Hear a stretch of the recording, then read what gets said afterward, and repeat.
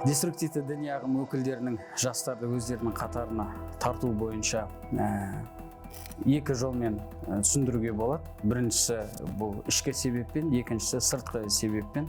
Ішкі себепке не жатады деген кезде олармен деструктивті діни ағым өкілінің адаммен, объектімен тікелей байланысы, қарым-қатынасы және де физиологиялық тұрғыда оның әрдайым жанында болуы. Мысалға келтіретін болсақ, ол адам мешітке баратын болса, күнделікті 5 уақыт намазда оны көрісуі. Яғни бір сөзбен айтқанда, деструктивті діни ағым өкілінің жаңадан көздеген адамының әрдайым жанында болуы, оны қолдауы, оны мақұлдауы, оған қандай да бір көмектер беруі, көрсетуі, саған көмектескім келеді, саған негізінде көмек керек деген сияқты сынды сөздерді көп қолданады.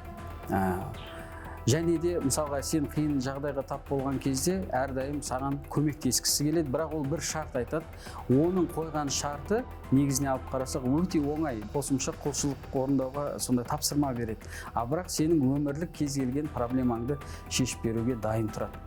Бұл ішкі себеппен жүзеге асатын фактор. Екіншісі сыртқы себеп, әлеуметтік желідегі кез келген радикалды діни ақпараттарды біз осы сыртқы факторға жатқызамыз. Енді жалпы бұл деструктивті діни ағым өкілдерінің шырмауына кімдер ілігеді деген сұраққа жауап беретін болсақ, көбіне өмірде өзінің орнын таба алмаған азаматтар, тұлғалық ретінде